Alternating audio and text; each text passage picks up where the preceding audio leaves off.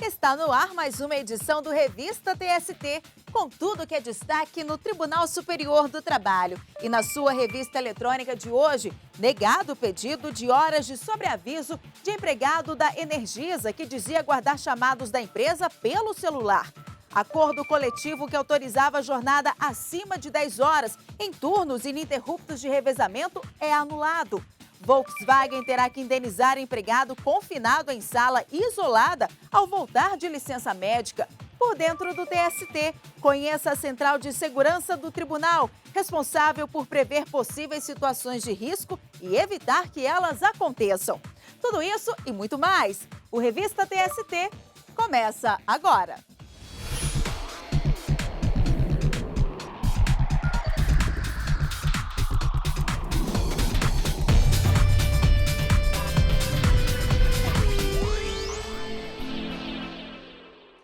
O Revista TST de hoje começa com um caso de destaque da Seção 1 de Dissídios Individuais, responsável por uniformizar a jurisprudência trabalhista. Os ministros analisaram um processo movido por um técnico de segurança da distribuidora de energia de Sergipe, a Energisa, que dizia aguardar chamados da empresa pelo celular em períodos de descanso. O caso chegou à SDI1 depois que o técnico de segurança questionou a decisão da quinta turma do TST. No recurso, a defesa do técnico de segurança alegou divergência jurisprudencial, a súmula 428 do TST, que se refere aos empregados que aguardam por celular o chamado da empresa, ficando de sobreaviso em regime de plantão. No processo, o trabalhador alegou que ficava em regime de sobreaviso das 6 da noite às 7h15 da manhã, ou seja, sempre que não estivesse efetivamente trabalhando, podendo ser chamado a qualquer hora, inclusive em finais de semana. Segundo ele, eram feitas ligações para o telefone particular porque a empresa não disponibilizava celular.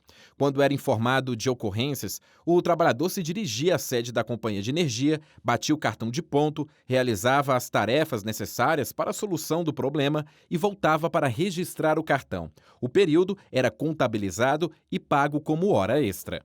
No Tribunal Regional do Trabalho de Sergipe, os desembargadores concluíram que não havia prova que demonstrasse a obrigação imposta pela Energisa para que o trabalhador permanecesse à disposição da empresa.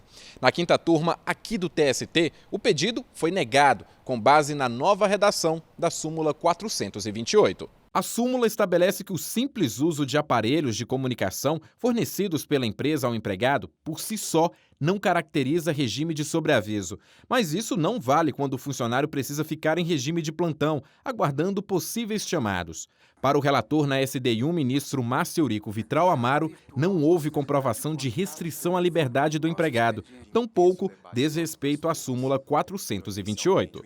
Aqui a virtual possibilidade de contato telefônico após o expediente, sem que conste a obrigatoriedade de permanecer o empregado com o celular ligado e com a possível ocorrência de chamados. Então não verifiquei essa especificidade, por isso nego o provimento data vênia ou agravo regimental. Por unanimidade, os ministros da SDI1 rejeitaram o recurso do técnico de segurança e concluíram não haver contrariedade das decisões anteriores à súmula 428 do TST. E na seção 2 de dissídios individuais também tivemos decisão de destaque. A repórter Gisele Mourão acompanhou os trabalhos e traz mais informações. Olá, Gisele, o que você destaca para a gente? Olá, Ana. A seção 2 de dissídios individuais avaliou o mandado de segurança do Ministério Público do Trabalho do Amazonas e de Roraima contra a decisão que determinou que fossem descontados honorários advocatícios contratuais de trabalhadores representados por um sindicato de Roraima. A discussão entre os ministros foi sobre a legitimidade de o MPT entrar com o mandado de segurança no caso e também se o pagamento deveria ser descontado dos trabalhadores. Eu volto com você, Ana. Ok, Gisele, muito obrigada pelas informações. Bom, e vamos agora acompanhar a reportagem completa sobre o julgamento desse caso. Vários professores de Roraima foram representados pelo Sindicato dos Trabalhadores em Educação do Estado na tentativa de se enquadrarem no plano de classificação e retribuição de cargos e salários e de receberem as diferenças salariais. Após o julgamento do caso, o processo foi para execução, quando devem ocorrer os pagamentos dos direitos devidos. Nessa fase, foi determinado o pagamento dos honorários advocatícios contratuais devidos a diversos advogados, que seriam descontados dos créditos que os trabalhadores representados iriam receber.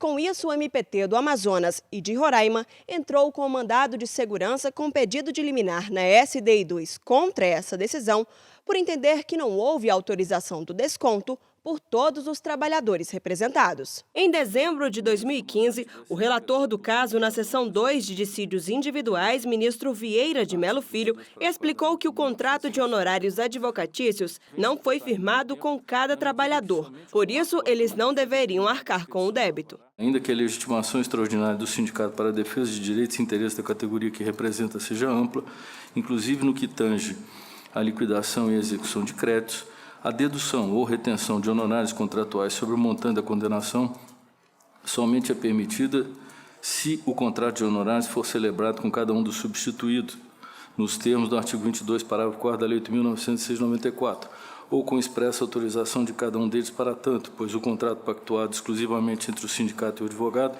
não vincula os substituídos filiados diante da ausência de relação jurídica contratual. O ministro Douglas Alencar Rodrigues também concordou que os trabalhadores não deveriam pagar os custos dos honorários. O simples fato de se pertencer a uma determinada categoria profissional ou econômica não significa interdição para os atos da vida civil. Não se perde a capacidade de autocondução no mundo da vida. Então, tentar, com a máxima vênia, atribuir eficácia a contrato firmado pelo sindicato com advogados, mas quem paga a conta são os representados, não me parece admissível à luz da ordem jurídica. As ministras Delaide Miranda Arantes e Maria Helena Malman pediram vista e o julgamento só voltou em fevereiro de 2016. A ministra Delaide Miranda Arantes abriu divergência, afirmando que o caso não deveria ser tratado em mandado de segurança. A pretensão mandamental não está afeta à órbita do mandado de segurança, pois o ato atacado é passível de impugnação por via judicial própria, quais sejam embargos à execução e agravo de petição. Registro ainda que eventual inconformismo dos substituídos com a questão de honorários advocatícios contratados pelo sindicato e ainda da validade da Assembleia Geral também deve ser resolvida em ação própria, na qual se ensejará a ampla dilação probatória que não se mostra possível em sede de mandato de segurança. O ministro Emanuel Pereira concordou com a divergência. O cabimento do mandado de segurança, ele tropeça na orientação jurisprudencial 92, ante a possibilidade de interposição de agravo de petição diante do ato coator. E, ademais, senhor presidente, eu não consegui visualizar a competência do Ministério Público do Trabalho na defesa de direito de cunho eminentemente patrimonial e individualizado, na esteira, inclusive, do precedente do Supremo Tribunal Federal. Mas a maioria dos ministros votou com o relator, aceitou o mandado de segurança do MPT e decidiu cassar a decisão que determinou a dedução dos honorários advocatícios contratuais dos créditos dos trabalhadores. Além disso, os ministros determinaram a suspensão de qualquer ato que libere qualquer valor sobre honorários advocatícios contratuais sem a autorização de todos os trabalhadores representados na ação principal. E no nosso site tst.jus.br/sessões ao vivo, você pode acompanhar todas as sessões do TST. A transmissão dos julgamentos da Seção 2 de dissídios individuais ocorre às terças-feiras, das turmas às quartas-feiras e da Seção 1 de dissídios individuais, responsável por uniformizar a jurisprudência trabalhista, às quintas-feiras. As sessões são transmitidas em tempo real a partir das 9 horas da manhã. E no próximo bloco, Volkswagen terá que indenizar empregado confinado em sala isolada ao voltar de licença médica.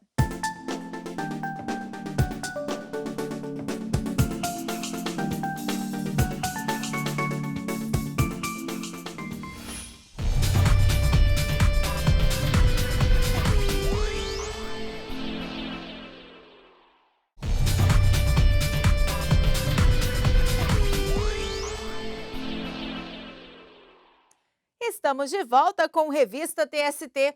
A seção de dissídios coletivos anulou o acordo coletivo de trabalho que autorizava a jornada acima de 10 horas em turnos ininterruptos de revezamento.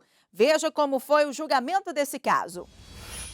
A empresa Outotec Tecnologia recorreu à seção de dissídios coletivos do TST contra a anulação de cláusula firmada no Acordo Coletivo de Trabalho 2013-2014 com o Sindicato dos Trabalhadores nas Indústrias Metalúrgicas do Espírito Santo, o Sindimetal.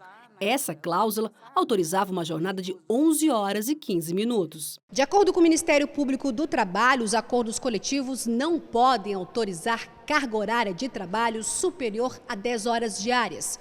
O MPT lembrou que deve ser respeitado o limite máximo fixado em lei.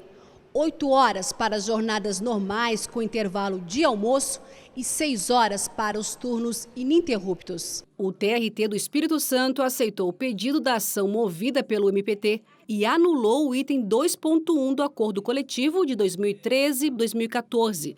Para o regional, houve ilegalidade na ampliação da jornada de trabalho, além do limite constitucional. No recurso ao TST, a empresa havia defendido que a escala autorizada no acordo era fruto de negociação e deveria ser respeitada por propiciar mais tempo de lazer ao trabalhador. O acordo firmado era para os trabalhadores dos turnos ininterruptos. Os empregados da Outotec cumpriam em 2 dias seguidos uma jornada de 11 horas e 15 minutos e em outros 4 dias trabalhavam 6 horas e 15 minutos. Na escala de revezamento, havia também compensação das horas para cobrir as diferenças da jornada e 2 folgas. Para a relatora do caso na SDC, ministra Dora Maria da Costa, a cláusula implica ofensa à saúde, à segurança e à dignidade do trabalhador. A ministra citou o artigo 59 da CLT, que prevê a ampliação da jornada de trabalho em número não excedente de 2 horas, mediante acordo entre empregador e empregado ou contrato coletivo de trabalho. Segundo a relatora, a cláusula da convenção coletiva também contraria a súmula 423 do TST, que afirma ser possível a ampliação dos turnos ininterruptos de revezamento da jornada de 6 horas, desde que não passe das 8 horas. Nesse caso, aqui não. Aqui o turno é misto. Então, um dia ele trabalha de noite, 2 dias depois trabalha de dia. E isso realmente implica ofensa à interpretação que o TST dá às normas pactuadas de saúde e segurança do trabalhador. Por isso, eu estou aqui aplicando a súmula 423. Por unanimidade, a seção de dissídios coletivos negou o provimento ao recurso, ficando assim mantida a decisão do TRT do Espírito Santo, que declarou nulo o item da cláusula fixada em acordo coletivo, que previa jornada acima de 10 horas em turnos ininterruptos de revezamento. E vamos fazer um giro pelas turmas do tribunal com alguns julgamentos de destaque. A gente começa o nosso giro com uma decisão da 3ª turma do TST. Um gerente da drogaria mais econômica no Rio Grande do Sul vai receber R$10 mil de indenização porque teve uma foto publicada em um jornal de grande circulação durante uma autuação da farmácia por descumprimento de lei municipal no período noturno. Segundo o gerente, a associação de sua imagem a uma ação ilegal da empresa causou constrangimentos. Na tentativa de reduzir o valor da indenização estipulada pelo regional, a rede de farmácias alegou no TST que não deveria ser responsabilizada pela publicação da foto, já que não tinha nenhum vínculo com o jornal. Mas o relator, ministro Maurício Godinho Delgado, considerou o valor proporcional ao porte econômico da empresa e a repercussão negativa do fato na cidade. Ele explicou ainda que, segundo a jurisprudência do TST, quantias fixadas nas instâncias ordinárias só devem ser modificadas quando consideradas irrisórias ou muito elevadas. E o nosso próximo destaque é da 5ª turma do TST, que considerou válido o depoimento de uma testemunha que havia sido impugnada por manter amizade em rede social com uma auxiliar de costura. Na Justiça, a empresa pediu a suspeição da testemunha com o argumento de que ela era amiga íntima da autora da ação trabalhista. A testemunha admitiu a amizade, mas disse que os contatos entre elas eram ocasionais e apenas pelas redes sociais. No TST, o relator, ministro Emanuel Pereira, entendeu que a troca esporádica de mensagens no Facebook e no WhatsApp não configura por si só amizade íntima que comprometa a legitimidade das declarações. E na 7ª turma ficou mantida a decisão regional que condenou a Volkswagen do Brasil a indenizar um empregado que ficou isolado em uma sala envidraçada por mais de 3 meses, sem fazer nada, depois de voltar de licença médica. O empregado relatou que depois de voltar da licença médica, ficou por mais de 3 meses cumprindo a jornada de trabalho dentro de uma sala de vidro, sem desempenhar qualquer atividade, e que nesse período foi chamado pelos colegas de enrolador e zero à esquerda, entre outras expressões. A Justiça do Trabalho, na 2ª Região em São Paulo, condenou a Volkswagen a indenizar o reparador de veículos em R$ 15 mil por danos morais. A empresa recorreu ao TST, contestando os danos alegados, mas as provas contidas no processo confirmaram as alegações, conforme destacou o relator na 7ª turma, ministro Vieira de Mello Filho. Permaneciam nessa condição por longos períodos de 3 a 6 meses, até que fossem readaptados em posto de trabalho compatível com a sua limitação física. Eu confesso a Vossas Excelências que eu fiz o destaque apenas assim porque eu estou estarrecido. Eu não imagino que alguém possa se afastar de uma licença médica, seja praticamente colocado num aquário, né, durante 6 meses, 3 a 6 meses, e onde as pessoas passavam e olhavam para o empregado. O recurso foi rejeitado por unanimidade, ficando mantida a indenização de R$ 15 mil. E o nosso giro de notícias continua, agora com destaque da 6ª turma. A construtora B Santos foi condenada pela 6ª turma a indenizar por danos morais um servente de obras porque exigiu dele, no ato da contratação, certidão de antecedentes criminais. Em decisão anterior, o TRT da Paraíba havia negado a indenização por entender que a exigência seria um direito que o empregador tem de averiguar o histórico de comportamento do candidato ao emprego. Mas, ao julgar o caso, o relator, ministro Augusto César Leite de Carvalho, se baseou em decisão da SDI1, que fixou o entendimento de que a conduta é discriminatória quando a atividade do empregado não justifica a exigência da certidão, como a de servente de obras, por exemplo. E cerca de 1.000 pessoas compartilharam essa notícia na página do TST no Facebook e dezenas deixaram um comentário. A Dalva Varte escreveu: todos têm direito a uma oportunidade, senão, o que será do cidadão que está tentando mudar de vida ou algo parecido? E você, quer dar a sua opinião? Curta a página do TST no Facebook e deixe o seu comentário. O endereço é facebook.com/TSTJus. E no próximo bloco, conheça a Central de Segurança do Tribunal, responsável por prever possíveis situações de risco e evitar que elas aconteçam.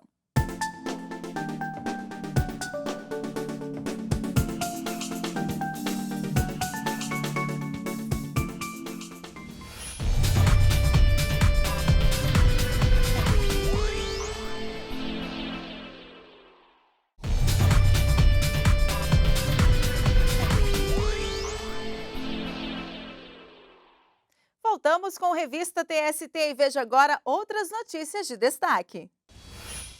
O presidente do TST e do Conselho Superior da Justiça do Trabalho, o ministro Ives Gandra Martins Filho, participou da primeira reunião de 2016 do Colégio de Presidentes e Corregedores dos Tribunais Regionais do Trabalho.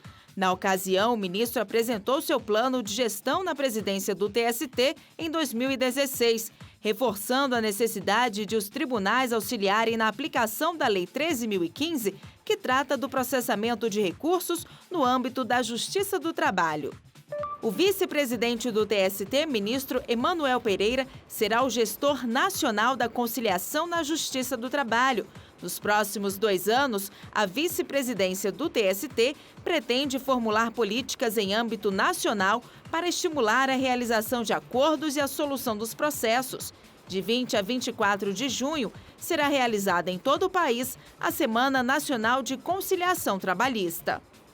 Estão abertas até 12 de maio as inscrições para a 13ª edição do Prêmio Inovare. Este ano, as categorias Juiz, Tribunal, Ministério Público, Defensoria Pública, Advocacia e Justiça e Cidadania têm tema livre. O Prêmio Inovare foi criado para destacar iniciativas que contribuam para o bom funcionamento da justiça brasileira. O presidente do TST, ministro Ivisgandra Martins Filho, participou do lançamento da premiação no Superior Tribunal de Justiça. Em homenagem ao Dia do Ouvidor, comemorado em 16 de março, foi realizada no TST uma palestra que contou com a participação do presidente do TST e do CSJT, ministro Ivisgandra Martins Filho, além de desembargadores, servidores e profissionais da área. Na ocasião, foi discutida a importância do papel da ouvidoria na Justiça do Trabalho, que tem contribuído cada vez mais para elevar os padrões de transparência e presteza das atividades. E vamos conhecer um pouco mais sobre o Tribunal Superior do Trabalho.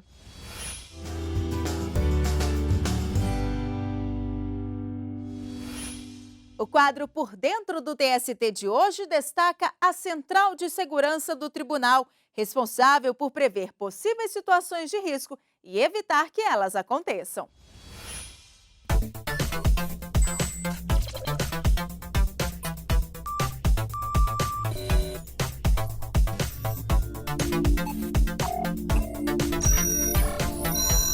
Elas estão de olho em cada movimento. Acompanham os passos de quem circula pela alta corte trabalhista, nos corredores, nos andares, na garagem.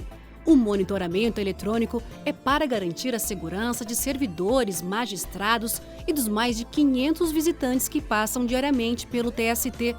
Mais de 200 câmeras estão espalhadas nos 3 prédios da corte. Se pensarmos entre os terceirizados, estagiários e funcionários, estamos em torno de 3.000 pessoas ativas no tribunal. Tem os pensionistas que vêm, as visitantes que vêm.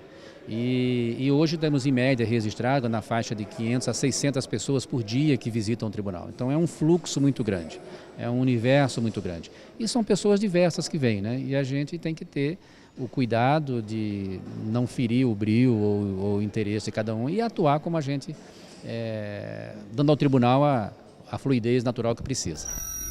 O olho eletrônico também monitora o lado de fora do tribunal. As câmeras no topo do prédio permitem uma visão panorâmica dos arredores. Todo o circuito do TST é acompanhado pela Central de Fiscalização de TV. Da sala da CFTV se tem uma visão geral da área interna e externa. As imagens são essenciais para resolver algumas situações.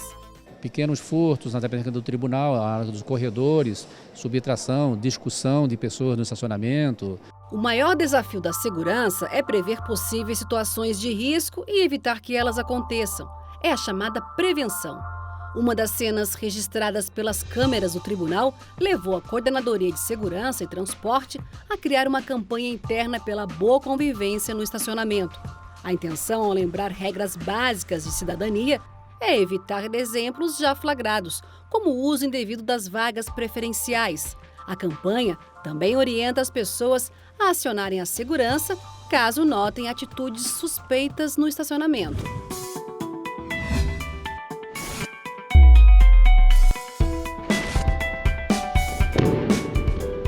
Mas a segurança não está restrita apenas ao patrimônio e às instalações do tribunal.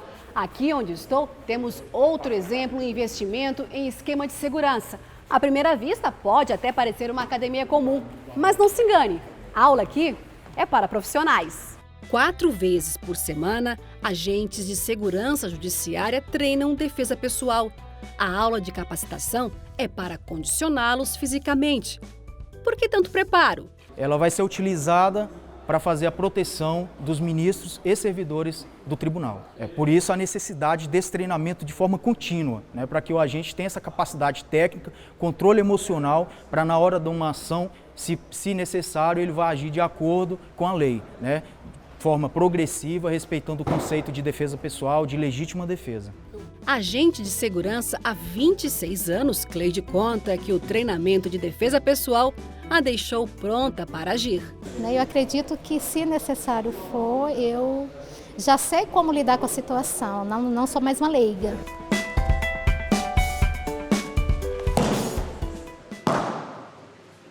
A escala de trabalho dos agentes de segurança fica no quadro. Eles fazem ronda nos corredores do tribunal e também acompanham os julgamentos nas sessões. Às vezes, é preciso intervir. Tivemos uma situação numa sala de sessão em que a parte perdeu o processo, sentiu-se prejudicada e injustiçada por isso, e aí se exaltou, além do normal, e tentou fazer invadir a área privativa dos ministros. Então, numa situação dessa, os seguranças estão prontos para atuar, a princípio, mobilizar a pessoa, a princípio tirar a pessoa do ambiente sem nenhum tipo de ação física, mas se necessário, nesse caso foi, atuar e fizer a imobilização da pessoa e retirar a pessoa do ambiente, preservando os ministros que estão lá. Dependendo da necessidade do magistrado, eles até podem fazer proteção fora do tribunal. Ser discreto faz parte do trabalho. A gente tem que promover o conforto da autoridade, e o trabalho tem que ser efetuado. Então a gente tem que saber esse limite entre o conforto e a execução do trabalho.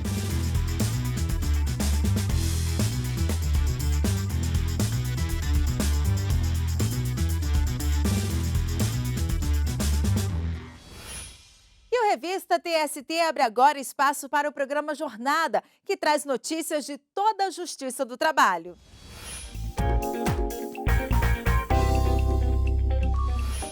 E eu converso com a Carolina Sete, editora e apresentadora do programa. Olá, Carolina, tudo bem? O que você destaca para a gente? Olá, Ana Amélia. O Jornada dessa semana traz uma reportagem especial sobre o assédio moral. O que fazer para evitar e como combater esse problema no local de trabalho. No quadro Direitos e Deveres, vamos conhecer as dúvidas da diarista e da patroa. E no quadro Meu Trabalho é uma Arte, nossa parada é em Belém, para conhecer as peças de uma artesã que confecciona acessórios usando conceitos de sustentabilidade. Tudo isso e muito mais no Jornada, Ana Amélia, que vai ao ar na segunda-feira às 7h30 da noite. É com você. Tá certo, Carolina. Muito obrigada e até a próxima. Bom, e chegamos ao fim de mais uma edição do Revista TST, mas você segue acompanhando as notícias do Tribunal Superior do Trabalho em texto, áudio e vídeo pelo nosso aplicativo. Obrigada pela companhia e até semana que vem. Tchau!